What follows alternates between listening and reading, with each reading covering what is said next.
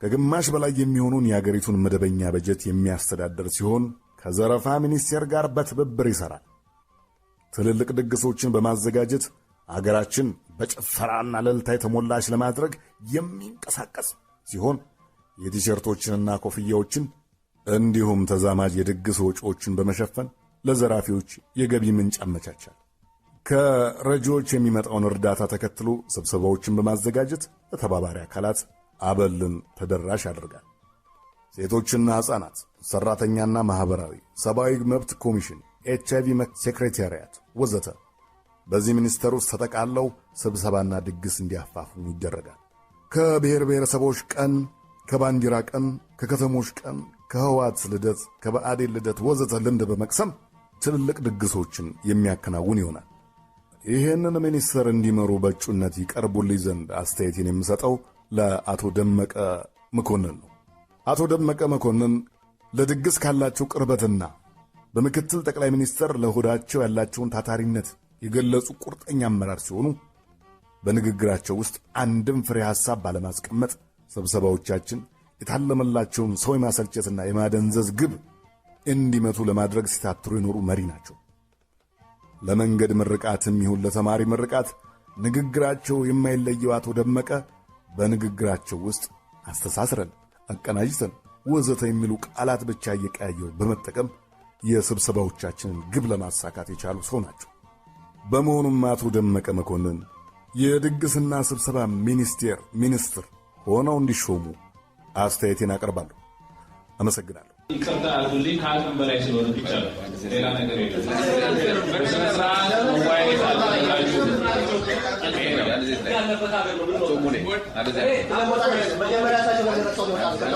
እሱ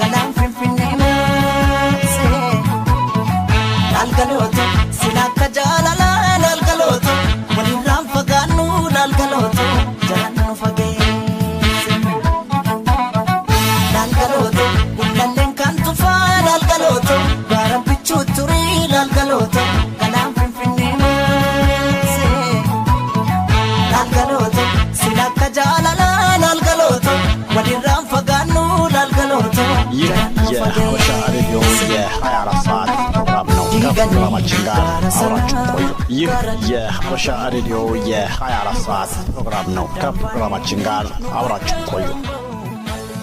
ሶሬቲ አዳሶሬ ኢርባኒ አቡሳ ካባይ ሴቀኒ ሴቀኒ ካንጋርጋር ነው ባታ እንጀራይ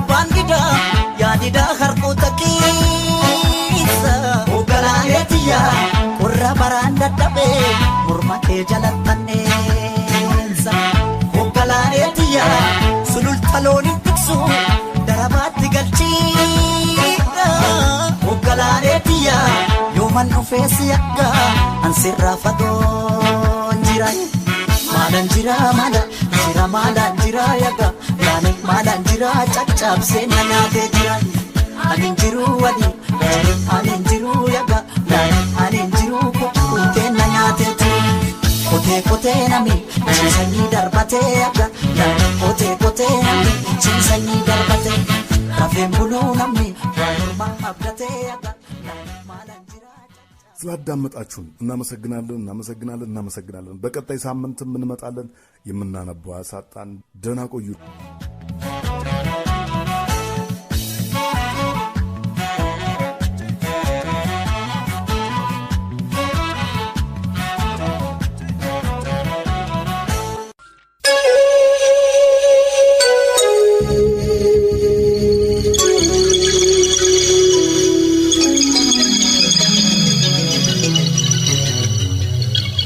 በመቀጠል የሚቀርበው የበእውቀቱ ስዩም ቁርጥራጭ ሐሳቦች ነው።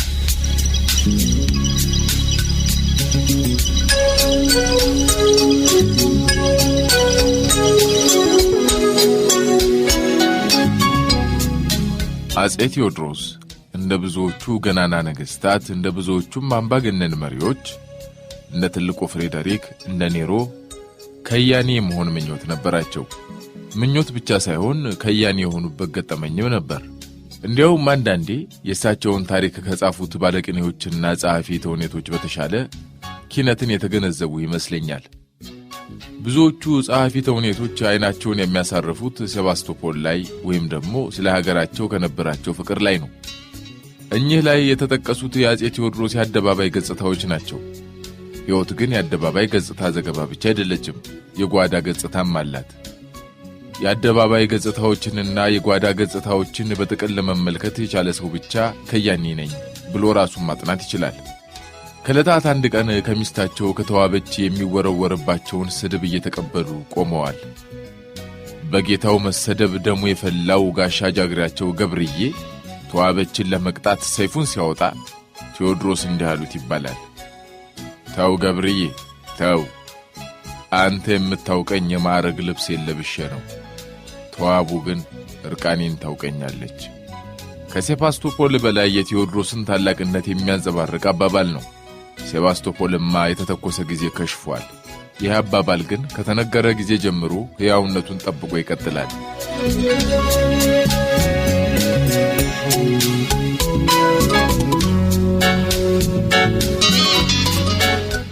ያኔ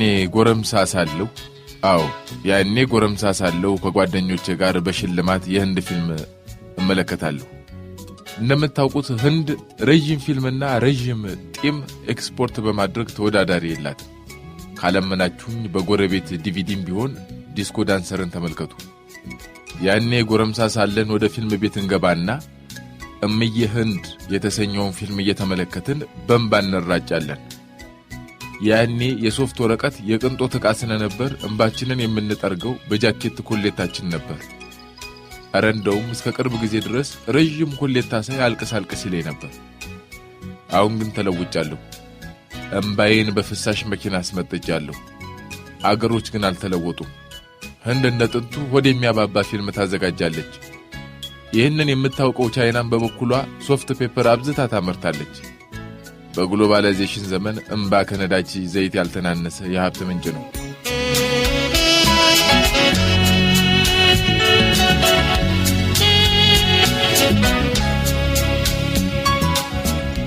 ስሟን በማልጠራት ስሟን በጠራውም ማንም በማያውቃት አንዲት ከተማ ውስጥ አቶ ተምትም የተባሉ ሰውዬ እንደ አገሩ ወግ ሚስት አግብተው ልጅ ወልደው ቴሌቪዥንም ገዝተው ይኖሩ ነበር።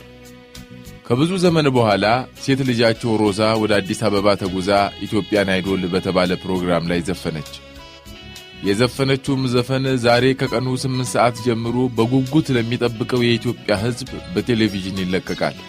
የሮዛ እናት ቴሌቪዥናቸውን አንዴ በዳንቴል አንዴ በቀሚሳቸው ጫፍ ሲወለውሉ ከቆዩ በኋላ ስንት ሰዓት ሆኗል አንቱ ብለው ጠየቁ ባለቤታቸውን።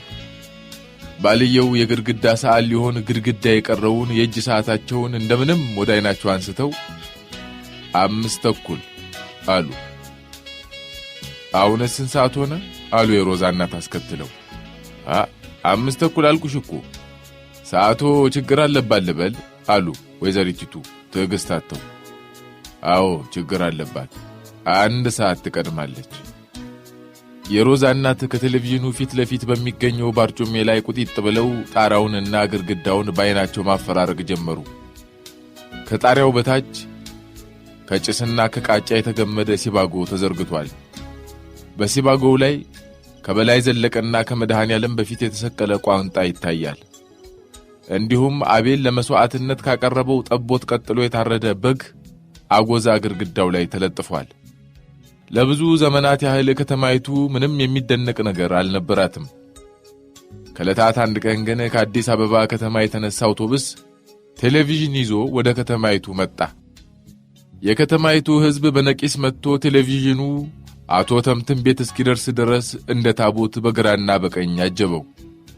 ከዚያን ጊዜ ጀምሮ የከተማው ተራማጅ ወጣቶች ኢትዮጵያን በበጎ ከሚያስጠሯት ነገሮች ጥቂቶቹ ምን ናቸው ሲባሉ የአክሱም ሐውልት፣ የሶፍ ዑመር ዋሻና የአቶ ተምትም ቴሌቪዥን ይጠቅሳሉ። የአቶ ተምትም ቴሌቪዥን ነጭና ጥቁር በመሆኑ የሰው ልጅ በሙሉ አመዳም አድርጎ ቢያሳይም ለብዙ ጊዜ ብርቅ መሆኑ አልቀረም። ለምሳሌ አዲስ መጤ ወደ ከተማይቱ ገብቶ ሆቴል የሚገኝበትን አቅጣጫ ሲጠይቅ ጠቋሚው ቴሌቪዥን ተሚገኝበት ቤት በግራ በኩል ስትሄድ ታገኘዋለህ ብሎ ይመልስለታል። ትንሽ ሰነባብቶ ግን የአሜሪካ መንግስት ለሕዝቡ ንቃተ ህሊና ማነቃቂያ ብሎ የላካቸውን 2 ባለቀለም ቴሌቪዥኖችን ከንቲባውና የቀበሌው ሊቀመንበር ስለተካፋፈሏቸው የአቶ ተምትም ቴሌቪዥን ለቤታቸው እንጂ ለከተማቸው ብርቅ መሆኑ ቀረ እና መጤ እንግዳ ወደ ከተማይቱ ገብቶ የሆቴሉን አቅጣጫ ሲጠይቅ ሁልጊዜ የማይወርድ ቋንጣ የሚሰቀልበት ቤት ስትደርስ በግራ በኩል ታጥፈህ ታገኘዋለህ የሚል ጠቋሚዎች መጡ። አሁን ወደ ቤቱ እንመለስ። ባልና ሚስቱ እየተቁነጠነጡ የልጃቸውን ውድድር በቴሌቪዥን የሚታይበትን 8 ሰዓት መድረስ እየተጠባበቁ ነው። ባልየው ድንገት ጣራውን እያዩ እኔ የምፈራው ሮዛ የምትዘፍንበት ሰዓት ላይ ዝናብ ጥሎ ድምጿን ተመስማት እንዳይከለክለን ነው አሉ። እመቤቴ ታውቃለች እስቲ ሲሉ መለሱ የሮዛ እናት። ለመሆኑ ትናንት የሜትሮሎጂ ትንበያ ሰምተዋል? አዎ። ምን አለ? ያው ዛሬ በህንድ ውቅያኖስ አካባቢ በሚገኙ ስፍራዎች በረዶ የቀላቀለ ዝናብ ይወርድባቸዋል ሲል የሰማው መስሎኛል። የህንድ ውቅያኖስ ቤት በኩል ነው? የሮዛ እናት በጭንቀት ጠየቁ። እሱንም አታቂም? እሱማ በዚህ በመኝታ ቤታችን በኩል ነው። ታዲያ አንቱ ምን አስጨነቁ? ቴሌቪዥን ያለው ሳሎን ነው። 2 3 4 ሰዓታቸውን አይተው ዛሬ ማንም ጎረቤት ነይ ባይ ቴሌቪዥን ለመልከት ብሎ ቤቴ ባይመጣ ደስ ይለኛል። ልጄ እየዘፈነች ሳለ አቋርጦ ስለ ጤፍ ውድነት የሚያማርርልኝ ሰውን አልፈልግም። ይሄ ምስኪኑ የቀኝ ጎረቤታችንስ? እሱ ደግሞ ደህና ሰው ነበር፣ ግን ትከሻው በጣም ሰፊ ከመሆኑ የተነሳ ከኋላ የተቀምጦ እንኳን ይጋርደኛል። 3ኛ ደግሞ አሉ 2 ነጥቦችን አስቀድመው የሰነዘሩ ይመስል 3ኛ ከእግሩ ጋር አብሮ እንደ ሾሆና የተበጀለት ጫማው ጠረን ከገዛ ቤቴ ሊያስመንነኝ ነው። እሱስ እውነትዎን ነው አሉ የሮዛ እናት። በተለይ አምና ቴሌቪዥን ለመመልከት ወደ ቤታችን በመጣ ቁጥር 1 ቁና ጣና ጭስ ነበር። አሁን ግን እግዚአብሔር ይመስገን ለውጥ አለ። ምን የእግሩ ሽታ ቀነሰ? አይ እንደሱስ አይደለም በይ። በመጣ ቁጥር ጣኑን ትቼ ሽቶ መርጨት ጀመርኩ ማለቴ ነው። ባልየው የመጨረሻውን መፍትሄ አልሰሙም። የሰሙት ከውጭ አንድ ነገር ጥር የሚል ድምፅ ሲያሰማ ነው። ይሄ ደግሞ ምንድን ነው አሉ። ምኑ? ይሄ ተጓሮ የምሰማው ድምፅ የዶዘር ነው። ቻይና መንገድ እየሰሩ ነው። ታዲያ ቢሰሩ ከቀኑ ሁሉ ዛሬ ነው የሚታያቸው? እሱስ ሲሆን እሺ፣ ከመላው ምስራቅ አፍሪካ ምድር የኔ ጓሮ ነው የሚመቻቸው? ለዚያውስ የአገሪቱ ችግር መንገድ ብቻ ነው፣ እንጀራ አይደለም? አስፋልት መንገድ ተጠቅልሎ ይበላል ካሉ በኋላ ለመሆኑ እስከ 8 ሰዓት የሚጨርሱ ይመስልሻል ሲሉ ጠየቁ። እንጃ ብቻ ጨረሱም አልጨረሱም እስከ 8 ሰዓት የሚቆዩ አይመስለኝም። እስከማውቀው ድረስ የቻይና ጠብደል የለው የጣይ ብርሃን ያላገኘ ያበሻ ጎመን የሚመስሉ እንግዲህ በዛ ደቃቅ ሰውነታቸው እንደው ቢቆዩ ከ7 ተኩል በላይ የሚቆዩበት ጉልበት የሚኖራቸው እንኳን አይመስለኝም። የሮዛ አባት እንደገና ሳሎኑን 2 3 ዞረው ብቻ እመቤቴ ሰፈሩን ጸጥታ አድርግልን እንጂ የቀኝ ጎረቤታችን ጫማ ስቆርጦ አይጎዳን። እኔ አሁን የምፈራው የድር ለፋፊው ጋሽ መጠበሻው 8 ሰዓትን ጠብቆ ጡሩምባውን እንዳይለቅብን አሉ። አይዞት አይጨነቁ የሮዛ አባት ዛሬ ሞት የለም። አይ ታዲያ መጠበሻው ምን አለበት? እሱ እንደው መለፈፍ ሱስ ሆኖበታል። ኤው ታያለሽ 8 ሰዓትን ጠብቆ የቀበሌው ነዋሪዎች በሙሉ ዛሬ ዕለት ማንም የሞተ ሰው ስለሌለ በየቤታችሁ አርፋችሁ ስራችሁን ስሩ ብሎ ይለፍፋል። ታያለሽ ይለፍፋል እሱ።